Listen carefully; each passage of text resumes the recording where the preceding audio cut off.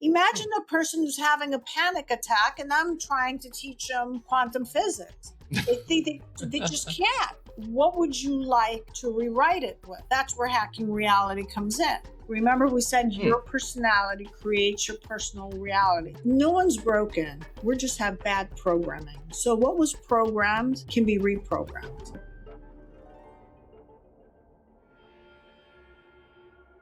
Hello, and welcome back to Retrieving Sanity, your podcast for all mental health, addiction, recovery issues, and topics. Today is a special one because we are going deeper down the rabbit hole. Do y'all remember Sophia Torrini? If not, go and watch that first episode. But she's the clinical EFT practitioner who healed herself from a life-threatening illness when modern medicine said good luck. Last time she taught us how to tap our way to keep panic attacks away, but today we aren't just talking about calming the storm. We're talking about changing the weather entirely. She's an expert in hacking reality and a trainer under the legendary Dr. Joe Dispenza. We are digging deeper into the science of how your personality creates your personal reality and how to neurologically dismantle the old you to make space for the life you actually deserve. So, Sophia, welcome back to the show. And thank you very much. And thank you for the lovely intro. And it's an honor to be back on your show. And I love your energy. The upbeat energy is absolutely great. Well, thank you very much. And I mean, just thank you for being back on the show, because it's one of those things that we need people to help spread the word that there's other ways to really get out of a funk whenever we've kind of been in a funk for who knows how long, And I found that a lot of people just kind of go back to the feelings that they say that they hate. Why is that? Okay, well, number one, because the body gets addicted. So we have three brains. So we have the neocortex, the limbic brain, and the cerebellum. The limbic brain is the emotional brain and the seat of your autonomic nervous system. And the cerebellum is where it becomes automatic. So people say, I want to change, right? That's the neocortex. That's 5%. That's all it is. And the limbic brain is 95% because that's where your subconscious mind is. And every time you have an emotion, there's chemistry. So just like a drug addict, for example, I am angry. And I grew up all my life, let's say, being angry. I have a lot of emotional chemistry in my body seeped with the emotion of anger. Mind you, I also have thought patterns that support it, but I do have chemistry, and people don't realize emotions produce chemistry. And energy can never be created or destroyed, it can only be transmuted. That's the second law of thermodynamics. So I decide today I don't want to be angry, but I don't have any energy to do that. What happens is sooner or later, a couple of hours later, if I grew up being angry all my life, I'm going to go through a withdrawal. So the body likes the familiar. So as soon as I'm trying to be calm, the body says, oh, there's something wrong here. Because all the body wants is familiar. It doesn't care if it's good for you or not. And so people will do one or two things. Some people have willpower. So for a little bit, they'll suppress the anger. Well, now you've done more damage. Okay. Yeah, because where do you think the energy is going to go? Well, I mean, it's got to go somewhere, so it kind of just goes into that little bottle that I throw into the closet and say, it's just going to stay there forever, right? Yeah, but it's still in the body. So the key here is we have to allow that energy to rise up from the body, and we actually have to feel it as raw sensation without the stories. And that's what's going to let it out. But let's also discuss what are the differences. So thoughts are electric, emotions are magnetic. Now the electromagnetic field of the emotion, or the heart, because the heart also has emotions, is significantly much than the thought. So if I have suppressed anger in my body, and let's assume I have this bottled anger, all I'm doing is I'm producing a Wi-Fi signal and saying to the universe, give me more anger, because the outer world is a reflection of your inner world. I may be thinking it in my head, I just want to, he pissed me off or whatever it is. I'm not expressing it outward, but it's in my head. So I'm producing an electrical charge. The body is feeling it. So I have the magnetism there. And now I'm a pure Wi-Fi signal. So the universe is going to give me more anger. And now I'm in a loop cycle. That's how you end up on the hamster wheel and you can't come out. Huh. Okay, so that does make a lot of sense in some ways, and you did say that someone would get addicted to that in That's a weird correct. sense. But I mean, in some way, shape, and form, like, don't we want to be addicted to the good feelings? That's Isn't correct. that That's correct. But you're going to have to go through withdrawal in order to go to the good feelings. Just like when you do a fasting, right? I've done a few times fasting. I have a different taste of foods now. Yeah. But when I was fasting, I was craving food. Now you send me back to eat that food. I don't want it. So I did go through a withdrawal while I stopped engaging with that food. In this case, it's the emotion. But the difference is it's not just engagement with the emotion. That's one of the steps, but also allow the energy to move through, because all emotions have information. And when you allow it to move through, it will come out and it will give you a message. And the same applies for pain and stuff. There's usually a message, because the body, all it wants to do is to keep you safe and move forward. But if it was programmed under the wrong conditions, it doesn't know.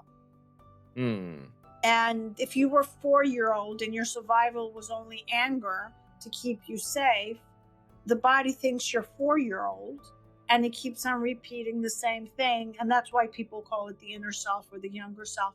It just keeps on doing the same thing, whether it's good or not. Okay, and so that's kind of strange that, well, maybe not strange, but it's a new concept, kind of, that the emotions carry information, right? Because Absolutely. whenever we're hashing up the old triggers and wounds and everything, we may not know the exact reason, but somehow our body does know, and it's so strange. So the body knows the experience. And so let's say I was 4 years old. Let's make it extreme now. I was 4 years old and I was physically attacked. When you're 4 years old, obviously, it's not wise to raise your voice to an attacker, right? Because you're going to be more harmed. So the body gets a strange message. There's danger. So you're 4, don't speak up. But that anger is still inside because it had experienced anger, because your space got violated. So anger is an emotion of protection. Yeah. So now we grow older, and you've learned not to confront people. You start swallowing, you swallow it. Now your blood pressure is going to go up. One of the symptoms of anger, depending what type of anger it is, it's going to be your blood pressure. Okay?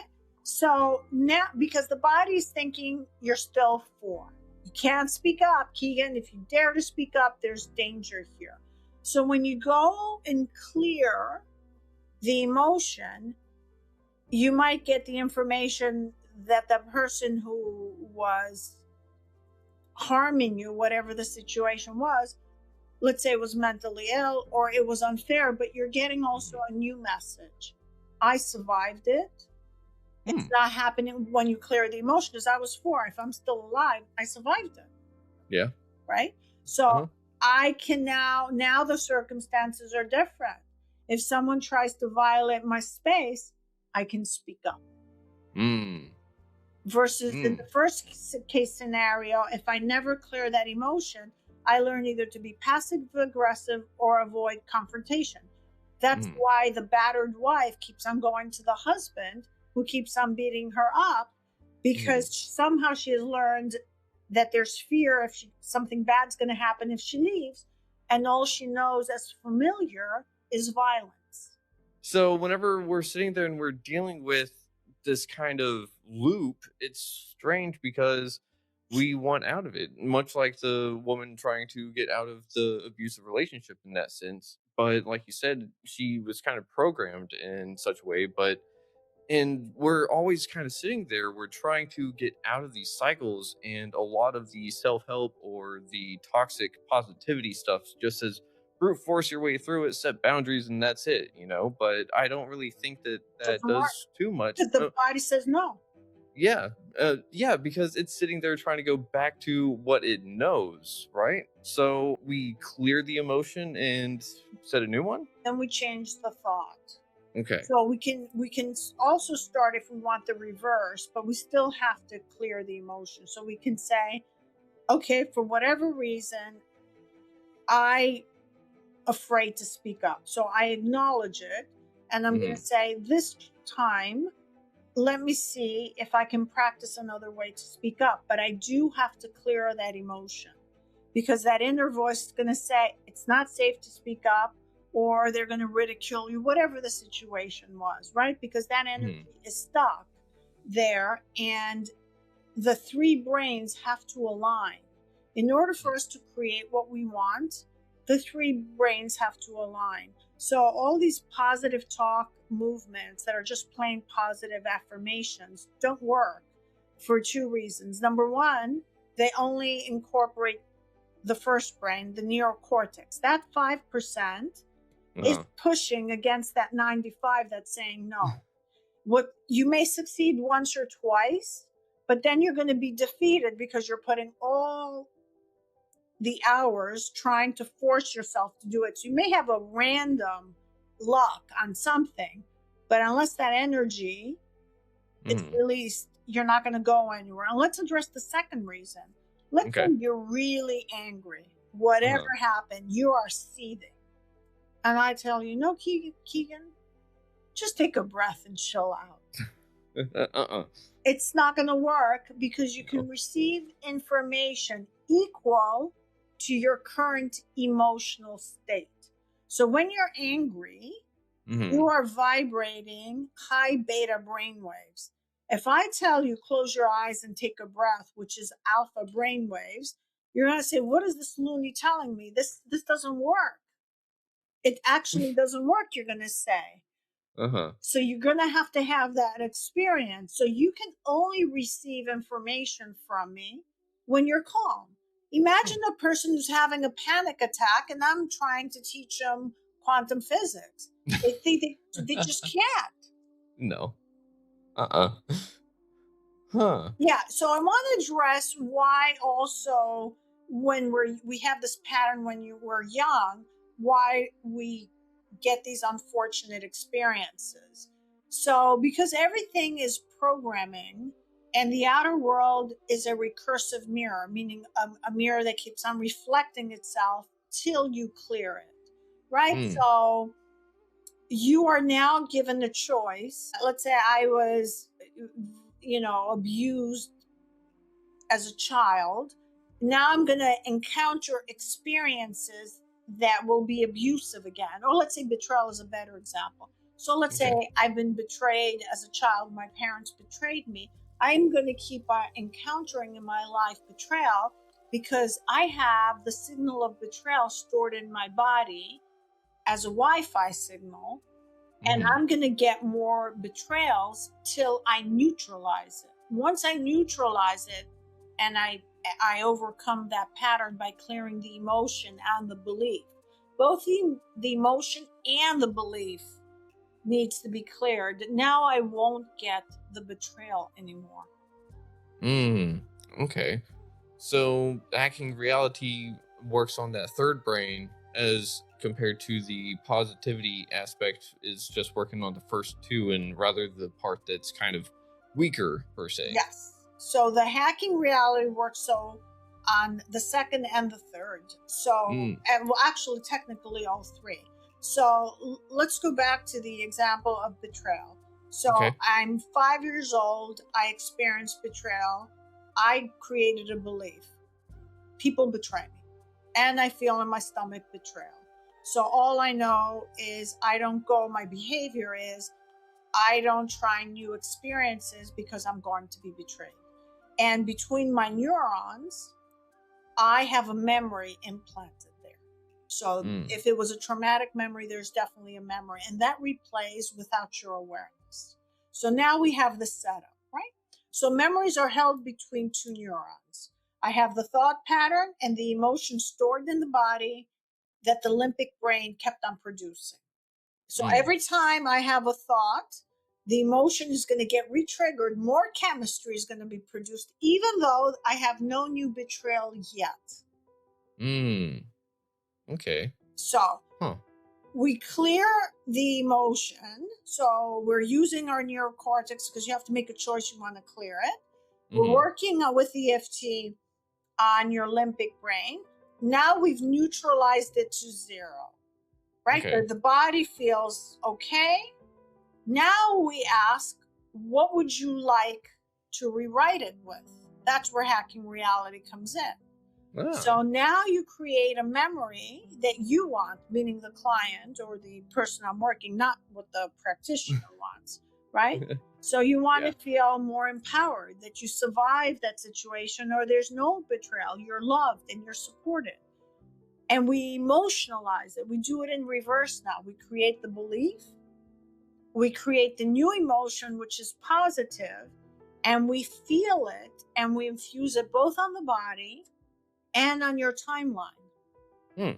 So you send it to your whole timeline. Why? Because your life is picture frames, picture frames, picture frames. So you have to send it on your timeline, starting at the moment of your conception, all the way to the now, all the way to your future. And if you keep on feeling and feeling that emotion, you're actually shifting to a parallel timeline. Interesting.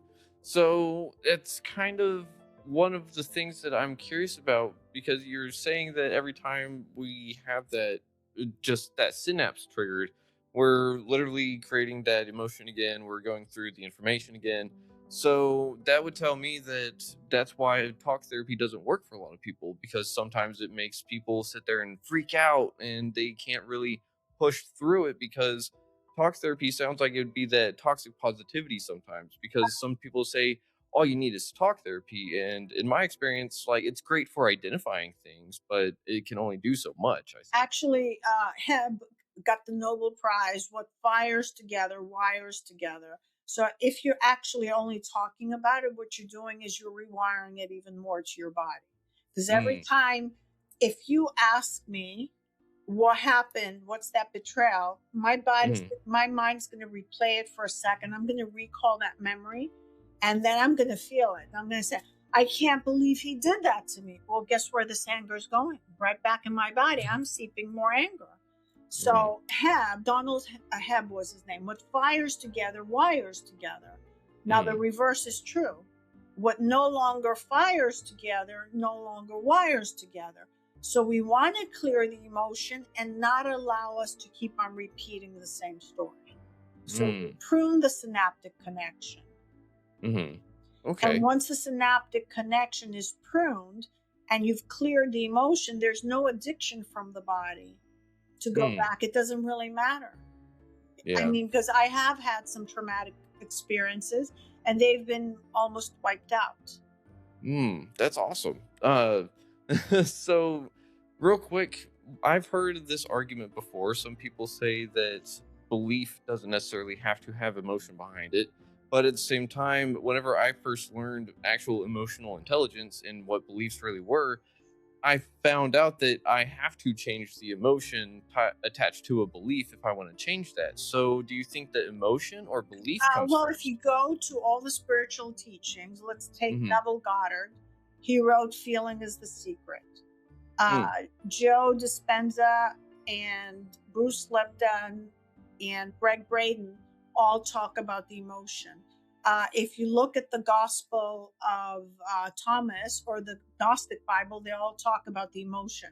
It was what was deliberately removed, so we can't manifest the reality we wanted.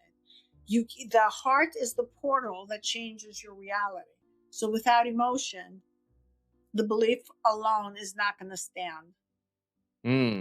Okay, so we have to utilize a part of ourselves that maybe we just don't want to feel again, right? Because sometimes, I don't know for a lot of people, but sometimes the sheer thought of certain emotions is enough to make me triggered and say, I don't want to even go there for a little while because it's not safe, right? Well, what happens is, let's say you want to overcome betrayal, and let's say you met Hmm. a new woman.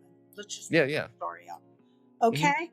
And you just mentally say, I want to meet a new woman. When you actually meet someone, aren't you physically excited in your body? Yeah. Okay. Now, let's say you haven't practiced it, but it's that excitement that connects you with that person. But let's say you've had all of your life betrayal.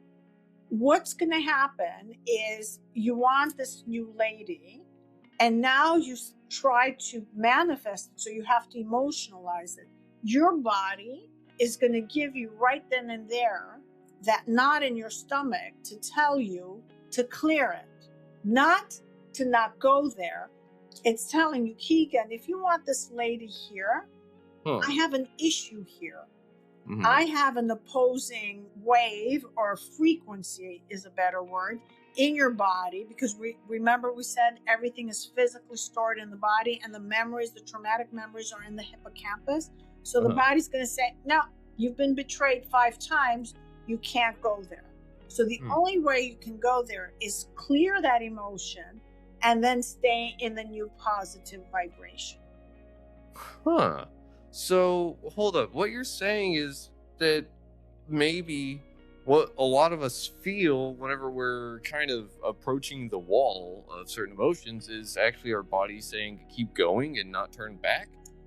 No, the body is saying these are your old beliefs that you need to clear Oh. and keep going.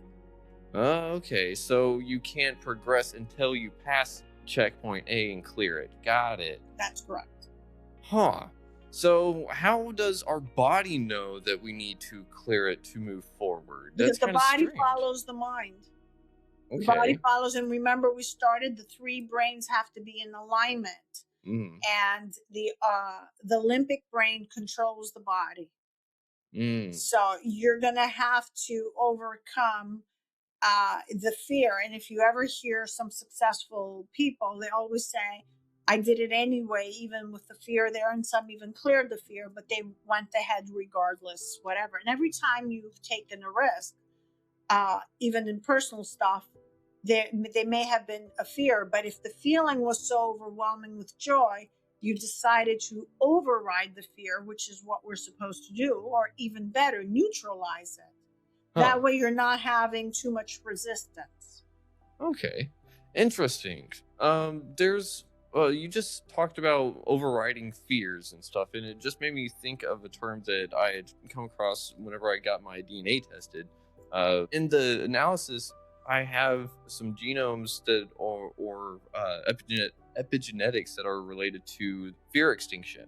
So I have an abnormally level of fear extinction in my DNA. So I don't know if that means that I have a harder time getting rid of it or I have an easier time getting rid of it. Uh, Because uh, sometimes, I don't know if it's harder or easier, but remember we hmm, said everything is stored in your body and your yeah, DNA and your cells. So uh-huh, maybe actually you're being led to go and clear it and override that, right? hmm, So your ooh, physical body is a projection from the field.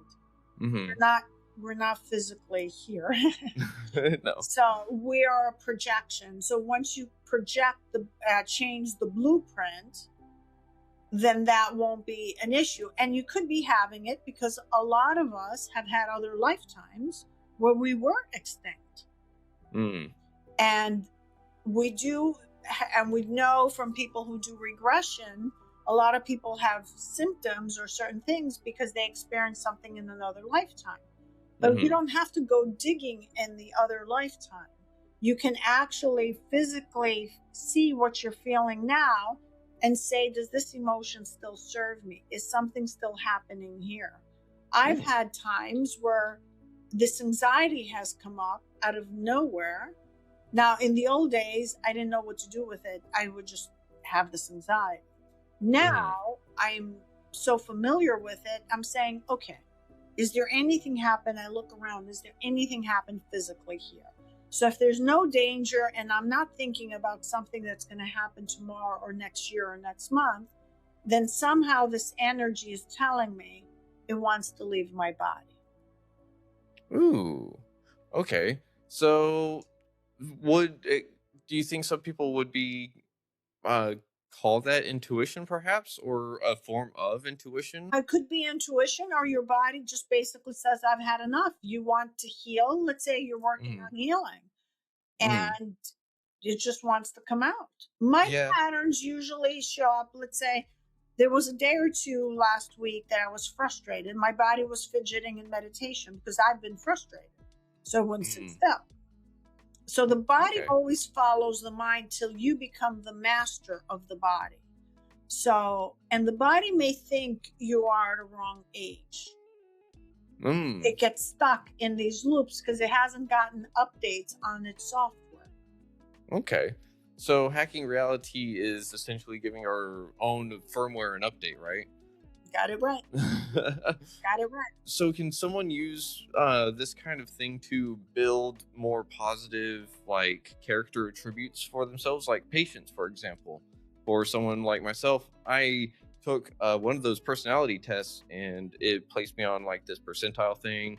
And I forgot which one it was. I'll have to look into it again and memorize it. But I was really high over here. Then, whenever it came to patience and temper, I was really low. And I was like, yeah, that sounds about right. But everything else is like, I'm decent ish. But those are one of the things that I've always wanted to work on is temper and patience. But I feel like maybe there's something in the way that's causing that to actually happen. Okay. And So you can actually change both. Remember, we said your personality creates your personal reality. So how you think, act, and feel, those are the three brains, and you can't separate them. So there's something, you said your temper, right? Okay, then that means you have suppressed anger. You were taught not to express or confront people, or there's certain things that happen to you that the body still hasn't cleared. It could be old unfairnesses that the body still holds. So now when you get a trigger, your temper comes up. So if you clear the old anger, it's going to leave. Okay. So it's not necessarily sitting there and building something up. It's like getting a parasite off, more or less. Yes, absolutely.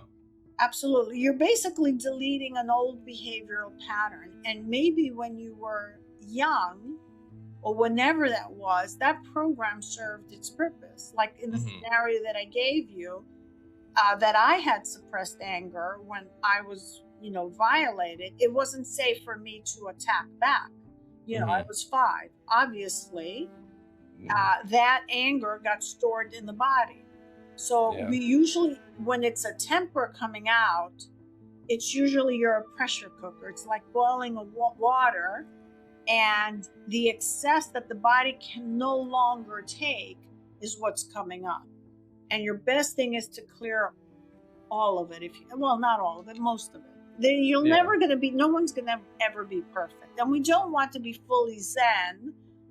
So someone runs us over with a car and say, thank you. That's not what we're looking for. I love that you just brought that up, because one of the things that I haven't thought about in a while is someone was talking about how this toxic positivity that's going around is essentially saying you're going to go to work, grin and bear it, and be happy about it, kind of thing, or you're going to essentially be a doormat of some sorts, because that's just a cycle. That's just the way it is for everyone else, But what you're saying is we don't want to be necessarily zen to the point to where it's like everything or anything bad happens, we want to still feel that kind of anger or those quote unquote negative emotions because they serve a purpose. Correct. We want to feel them, but we don't want to act them out. And usually, let's assume about creation. When is your best creative moments, or when are your happiest time? When what you were doing you really loved. So these people who want you to grin and bear it, where do you think that resentment is going to go? It's going to go back into your body. So you want to align and change your thinking. Maybe you frame it around this is temporary. Let's say it's a job you hate, and you start learning to use it as a stepping stone. But to force yourself to go there and hate it and keep on repeating these thoughts, I hate this job, I hate this job, I hate this job, all you're doing is producing more negative energy, because every thought and emotion will produce chemistry, and that gets stored in the body. Now we want to consciously create more positive emotions. So when you're very depressed, which is suppressed anger again, we want, the word depress, you're pressing down your anger. Yeah. So that's what you're doing. And so you've pressed it down so much, it's like you're holding a dam of emotions. You're physically exhausted. You have no energy to do, because you're holding down unconsciously all the stored anger in your body. And I could probably show you the maps of consciousness, if I could find them clearly, to see why these emotions, just see quickly if I can find it, I have it on my desktop, so people can see why these emotions are very important. Okay. Now, the maps of consciousness were designed by Dr. David Hawkins, who was a famous psychiatrist. The maps of consciousness, anything below 200, and I'll give you the emotions so we know what they are. We start with the lowest one, which is shame, guilt, apathy, grief, fear, desire, anger, and pride. So all of those emotions weaken the body. Physically will actually weaken the body. And when you are depressed, which is usually depressed is around the apathy, it was below anger. So when you actually start, you found it. Excellent. Yep. Is this the more correct one? It's one of the, yes, that's pretty good. Yes. So when you are down here on the bottom, the grief, the apathy, the guilt, that's your first energy center. Okay. The second one is your second energy center, and the yellow is your third. And gotcha. As you're going up, if you're depressed, you're actually going to feel anger. And actually, it's a healthy, if you see it's 150, it's much healthier than because usually when you're depressed, you feel despair, hopeless. And that is 50. And this is a logarithmic scale. And besides being a survival paradigm, it actually weakens the body. And if you can see why, I can now prove to you based on the maps of consciousness, thought, which is reason, doesn't get you. This chart is missing a few stuff, but that's okay. Above reason is love, and love and joy and peace is actually what creates the miracles. Okay. So whenever you say that, is it because we're kind of sitting there at those higher vibrations and sending out that better Wi-Fi signal, correct? You're having a very good Wi-Fi signal here. And also this now is not life depleting. It's actually producing a field outwards. The ones below the yellow, where the pride and below, are actually weakening your system, your body. Physically, they're weakening, and your Wi-Fi signal is incoherent. And the heart math would say you're not brain and heart coherent. So the brain and the heart have to be coherent. And brain and heart coherence is the heart and both hemispheres of the brain being coherent. That's when you manifest your dreams. Okay. That's really interesting. So how would one person know if one side of the hemisphere is not working properly or not?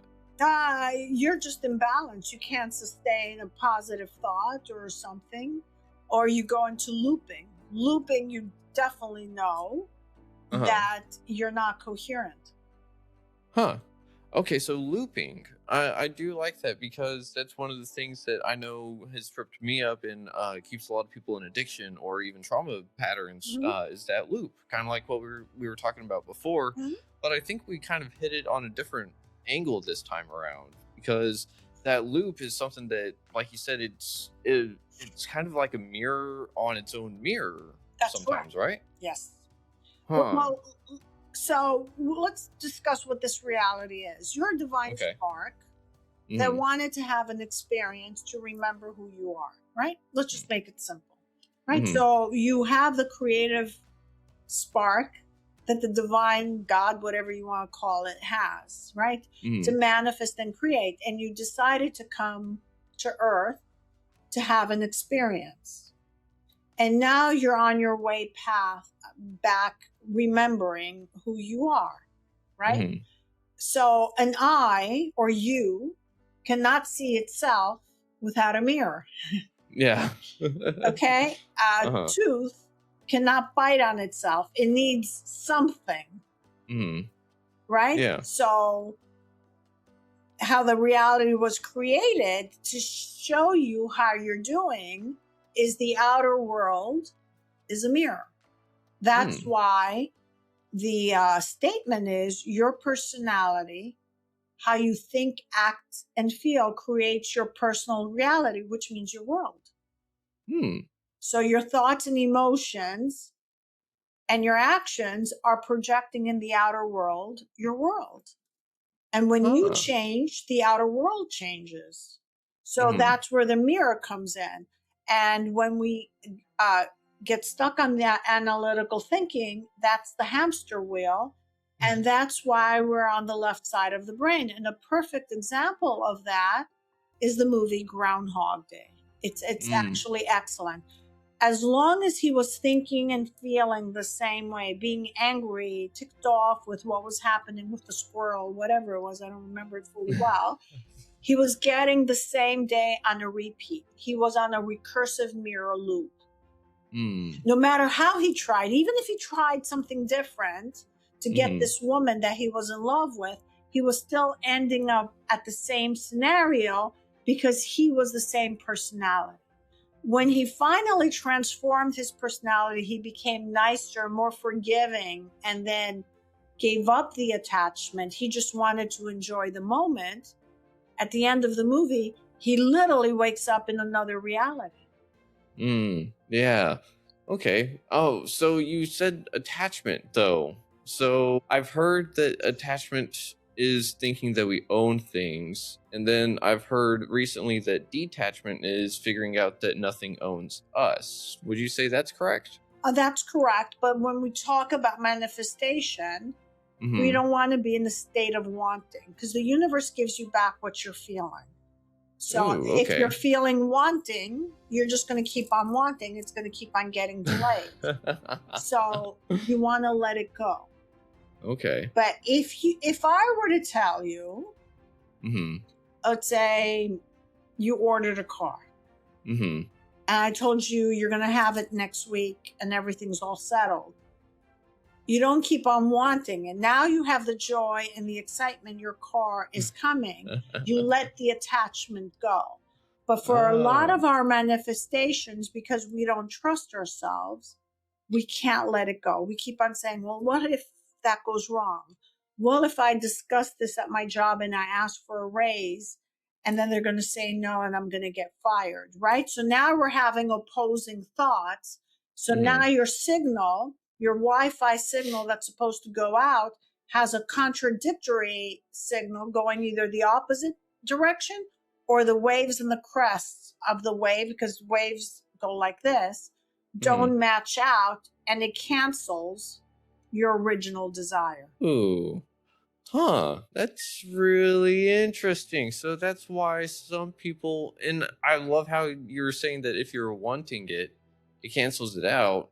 And so that's why you have to go back and just erase it and replace it, because then you can let go of the part that's telling you you want something different, right? That's correct. You want to set your intention, be in the joy that you already have it in the now, and then drop it. Now, sometimes it has happened to me, but it doesn't happen all the time. And Neville Goddard was very good at that.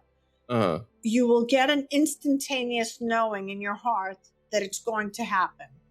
Huh. When you get that, that's the best moment to drop it and never think about it again. And it's knowing. It's actually not in your head.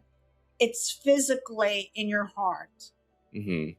And that is, so he teaches you to work yourself up till you get the knowing, then it's guaranteed. When it's going to happen, you don't know. So you can replay your manifestation in your mind on your free time, dropping it till you get to the place where you already know. Okay. Ooh, so this also works with, like you said, personality in a sense, right? So we're not sitting there and saying, if someone is stuck in addiction, they don't necessarily have to sit there and say, I want out of addiction, I want out of addiction, I want out. They can sit there and kind of guide themselves into a different mindset to the point to where their body is wanting something different, right? Correct. So we wouldn't say I want out of addiction. What would be the opposite of addiction? Life.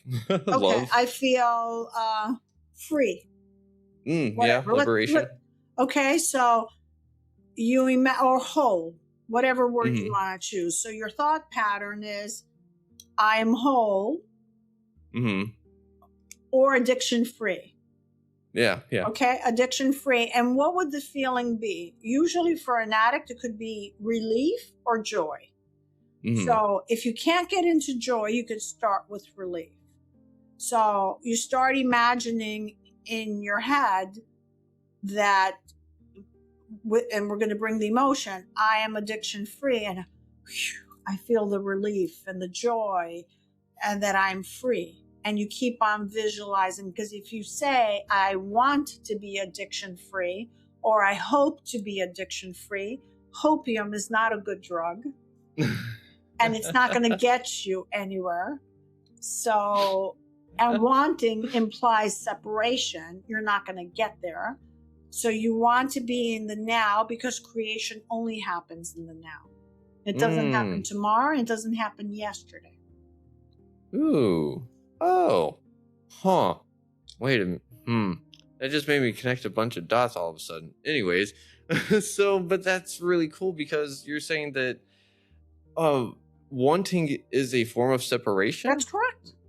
Huh. If you knew you were getting the car and I was going to give it to you, and you knew for a fact it's coming next week, why would you be wanting if I'm going to get it? Yeah, because that want is that little bit, and this is kind of what I'm feeling. Having that want for something is kind of saying that you don't deserve it, you don't trust yourself, or you with lack the thing. It at the very moment. If you're wanting it, you're not having it now. So you're lacking the experience of having the car. Ooh, okay. Huh. That's very strange. So we're able to actually sit there and let our bodies know that, hey, like, everything that we want, everything that we, how do we phrase that? How do we say we don't want to manifest things that we want? Because usually manifestation is things for helping us move forward with life, right? To better ourselves, you can feel the joy of it. You're just feeling it. I am joyful, and I keep on visualizing, like daydreaming. Oh, okay. Right. Yeah. You're daydreaming. You saw a pair of shoes at a store, and you automatically imagined in your head, boy, those pair of shoes would look great on me. Now, shoes is a simple thing because maybe they don't cost too much. And the next thing you know, you bought them. You didn't analyze and visualize to manifest the shoes, right? but we use that same technique unconsciously. You saw the shoes and you said, I think it's going to look very nice with my black pants or my blue pants, and I can wear this shirt. And you replayed unconsciously in your mind how those shoes look. And you may have said, I saw them on that person and they looked wonderful. And you had positive emotions. And the next thing you know, you bought the shoes. Huh. Okay. So what's one of the best ways that you've seen hacking reality work for someone, and the times that you've, maybe seen it work in a way you didn't expect it to really go? I've seen a lot of stuff happen. You basically go to a timeline where everything changes. Like, let's say you were about to get divorced with someone. I've actually seen a couple who hasn't gotten divorced. Oh, wow. But she had to go and clear the old memories of betrayal. And she kept on focusing on visualizing what the new life is going to be in the now. It works great on healing. It works on anything because the concept of manifestation is the same. So what we're trying to do, the doubt or the low frequency emotion is the opposing signal to your desire. So that's why we want to clear it out. It conflicts with your desire of being addiction free or whole or abundant, because the voice keeps on telling you, oh, you're broke, you're not going to find money. That doubt is physically, when you get that knot, you already know it's in your body. That has a Wi-Fi signal. And I told you before, emotions are magnetic and they have a stronger field than what the thought is. And you have to align the thought, the electrical, with the emotion, which is magnetic, because around the body you have an electromagnetic field. That's why the two have to be aligned. So whoever teaches you can do it by thought alone, it long term does not work, because we have an electromagnetic field around the body, and how we call things to us is both with the thoughts and the emotions, and it lines up with our three brains. Then why would we have had those brains if we didn't need them? Yeah.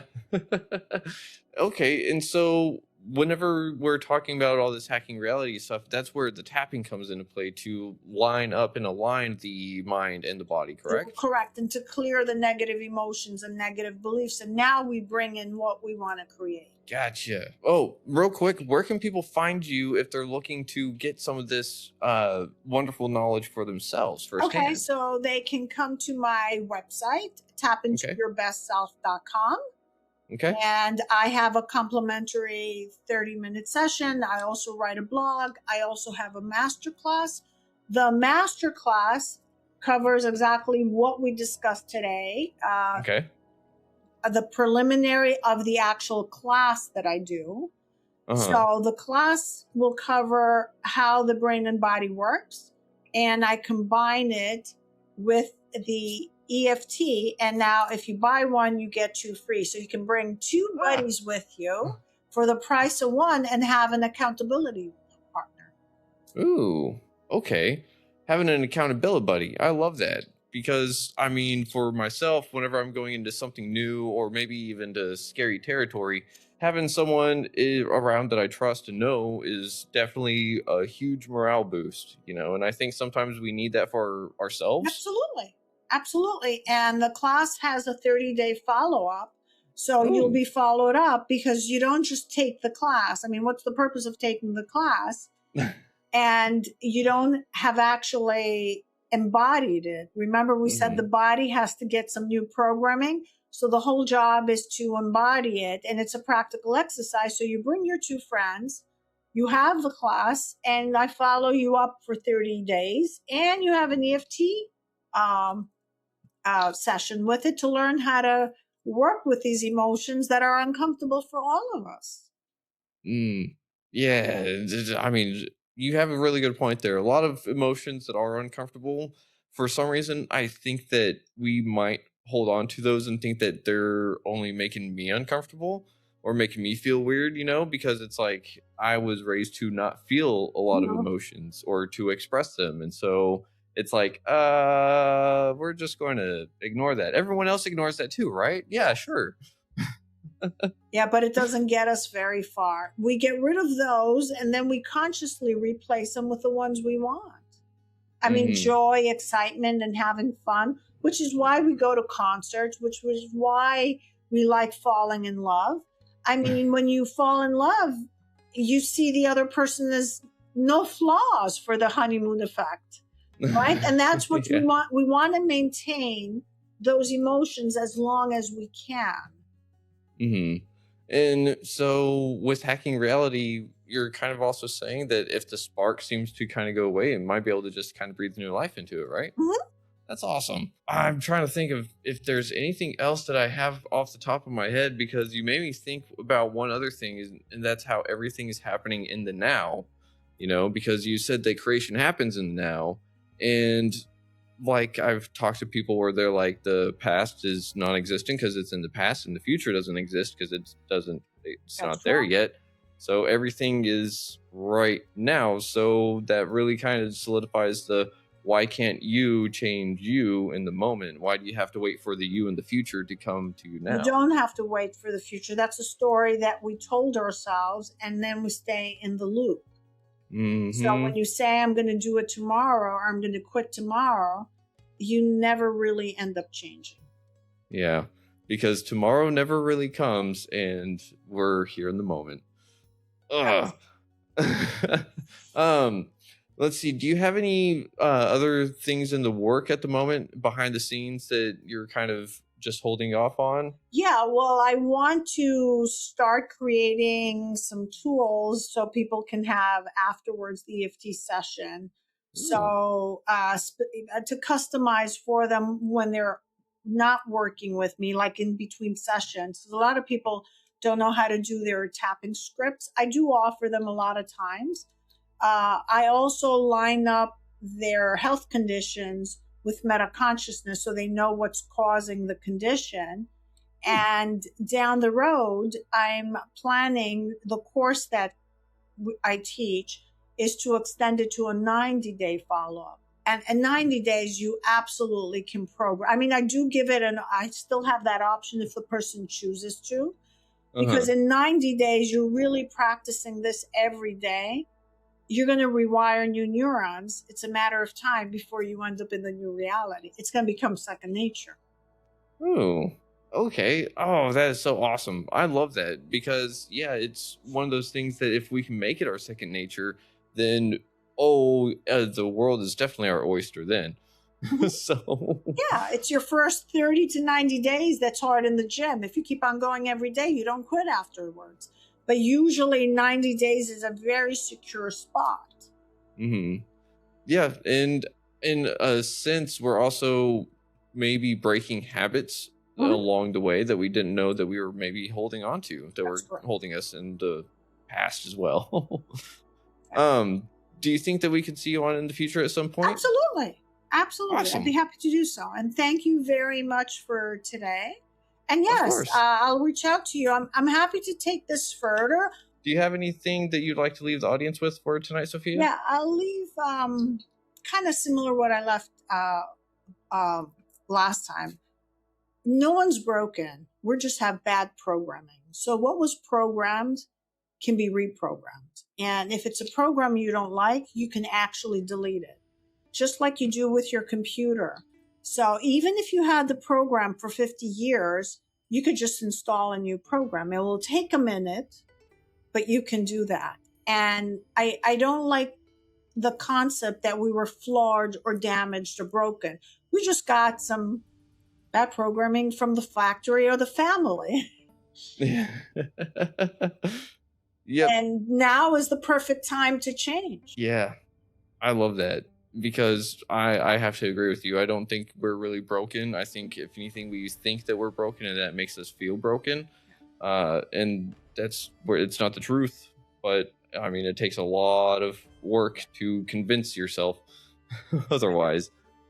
So I just got to say thank you, Sophia, for all that you've done for the show and everything that you've done for everyone out there, because you help make people hop timelines into a new reality that is better for them, better for the people around them. And that creates a ripple effect larger than anyone will ever know. So I just got to say thanks for making the world a better place. Thank you very much. And it was a pleasure being here. And I will make sure I come back and we can actually ask the audience directly. Yeah, that'd be awesome. And we'll see everyone else out there in the future. And I just got to say to the audience, thank you for watching or listening to Retrieving Sanity on WDJY 99.1 FM. And as always, try to love yourself, love others if you can, but you got to love yourself first. And don't forget to call 988 if you're having a mental crisis. And if you're in the LGBTQIA A+ community, you can call the Trevor Project up in Canada. We'll see you next time. Much love. Sean.